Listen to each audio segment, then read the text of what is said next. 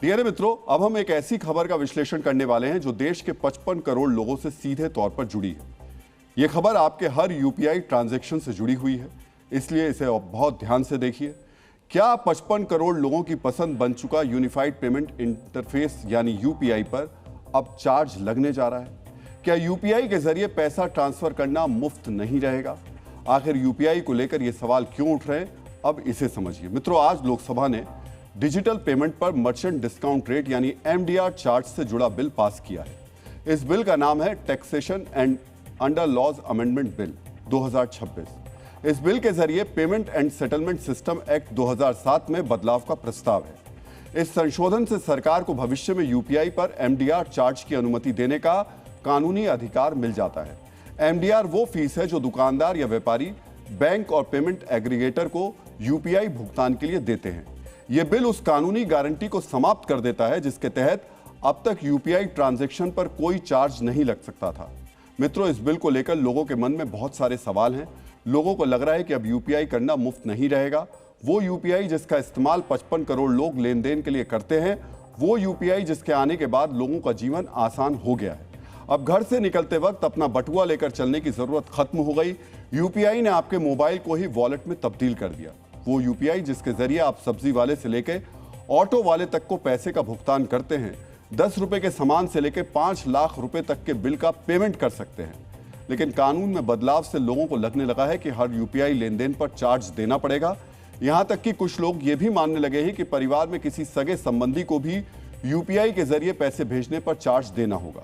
आज डीएनए में आपको इन सभी सवालों का अभी तक की जानकारी के मुताबिक हम जवाब देना चाहेंगे। मित्रों, इस बिल के पास होने का यह मतलब बिल्कुल भी नहीं है कि यूपीआई पर तुरंत लेन देन पर कोई चार्ज लगने जा रहा है। सरकार ने अभी तक ऐसी कोई बात नहीं कही है। अभी सिर्फ चार्ज लगाने का एक कानूनी ढांचा बनाया जा रहा है, जिसके आधार पर सरकार बाद में एमडीआर का लागू करने पर फैसला कर सकती है।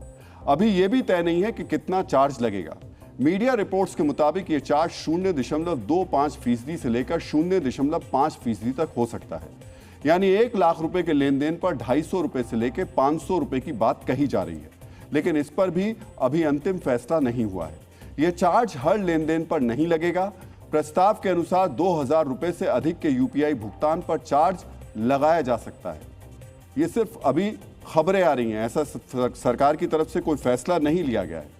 यह चार्ज ग्राहकों से नहीं लिया जाएगा, बल्कि व्यापारियों से लेने की बात है। छोटे व्यापारियों से भी नहीं लिया जाएगा, बल्कि बड़े व्यापारियों से यह चार्ज देंगे। हालांकि इसका एक पहलू यह है कि जिन व्यापारियों को यह चार्ज देना होगा वो अंततः ग्राहकों से ही इसकी वसूली करेंगे और अपनी जेब से वो नहीं देंगे। छोटे दुकानदारों और किसी व्यक्ति से दूसरे व्यक्ति यानी person to person UPI transaction पहले की तरह मुफ्त रहने की संभावना है। इसका अर्थ यह हुआ कि आप अपने किसी मित्र या रिश्तेदार को यूपीआई के जरिए पैसा ट्रांसफर करेंगे तो उस पर चार्ज नहीं लगेगा। हालांकि चार्ज को लेकर ये सारी बातें अभी संभावनाएं हैं। अंतिम स्थिति उस समय स्पष्ट होगी जब सरकार अधिसूचना जारी करेगी। तभी पता चलेगा कि एमडीआर कब लागू होगा, कितना होगा और किन किन लेन देन पर यह होगा। It is very premature, right? अभी इस बारे में बात करना जल्दबाजी होगी। सरकार अभी संशोधन पर काम कर रही है। इसकी लागत किसी को तो उठानी ही होगी। हम सभी चाहते हैं ये सार्वजनिक बुनियादी ढांचा और मजबूत होता रहे। अभी थोड़ा और इंतजार करना चाहिए। डीएनए मित्रों, 10 साल पहले शुरू हुई यूपीआई सुविधा को लेकर आज आपको यह पता होना चाहिए कि सरकार यूपीआई पर नियमों में संशोधन क्यों कर रही है। मित्रों, इसकी सबसे बड़ी वजह यह है कि आपको भले ही यूपीआई करने में कोई चार्ज नहीं चुकाना पड़ रहा हो, लेकिन हर लेन देन पर खर्च होता है। किसी भी डिजिटल इंफ्रास्ट्रक्चर को बनाने और उसके रखरखाव पर खर्च करना पड़ता है। यूपीआई के मामले में भी सर्वर, साइबर सुरक्षा, टेक्नोलॉजी और इंफ्रास्ट्रक्चर पर भारी खर्च करना पड़ता है। ये पैसा बैंक, एनपीसीआई यानी national payment corporation of India और पेमेंट एग्रीगेटर्स जैसे कि फोन पे, गूगल पे और दूसरी कंपनियों को लगाना पड़ता है, लेकिन उन्हें इससे सीधी कमाई नहीं होती। इस खर्च का एक हिस्सा केंद्र सरकार इंसेंटिव या सब्सिडी के रूप में देती है। 2026-27 के बजट में इसके लिए 2000 करोड़ रुपए का प्रावधान है, लेकिन इसके बावजूद कंपनियों को बड़ी रकम खर्च करनी पड़ती है।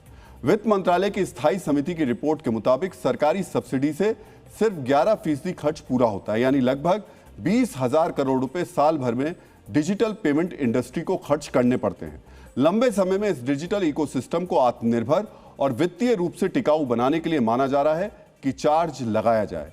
पैसा आने पर कंपनियां साइबर फ्रॉड रोकने पर खर्च करेंगी, साथ ही नई टेक्नोलॉजी में निवेश भी करेंगी ताकि यूपीआई बदलते समय के साथ कदम मिला सके। लेकिन इसका एक दूसरा पहलू भी है। यूपीआई की वजह से सरकार को कई तरीके के फायदे भी होते हैं। उदाहरण के लिए वित्त वर्ष 2025-26 में आरबीआई ने नए नोट छापने पर 4,875 करोड़ रुपए खर्च किए थे। यह स्थिति उस समय है जब लोग लेन देन के लिए बड़ी संख्या में यूपीआई का इस्तेमाल करते हैं। अगर यूपीआई नहीं होता तो नोट छापने पर सरकार को और ज्यादा पैसा खर्च करना पड़ता।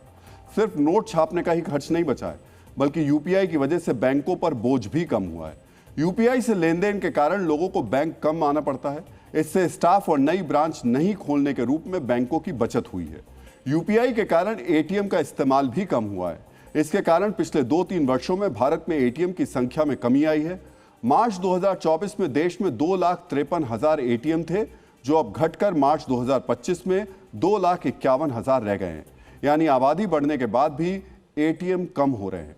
एक रिपोर्ट के मुताबिक 2014-15 में नकद लेन देन से अर्थव्यवस्था पर जीडीपी के 1.7% के बराबर बोझ बढ़ा। आज के समय में जीडीपी का 0.1% भी 30,000 करोड़ से ज्यादा है। साथ ही डिजिटल लेन देन से पारदर्शिता में भी बढ़ोतरी होती है। हर लेन देन को ट्रैक किया जा सकता है। ऐसे में यूपीआई को आगे भी बढ़ावा देने की पूरी कोशिश होनी चाहिए। भारत काफी प्राइस सेंसिटिव मार्केट माना जाता है। कहीं ऐसा ना हो कि चार्ज लगने पर लोग यूपीआई का इस्तेमाल कम कर दें।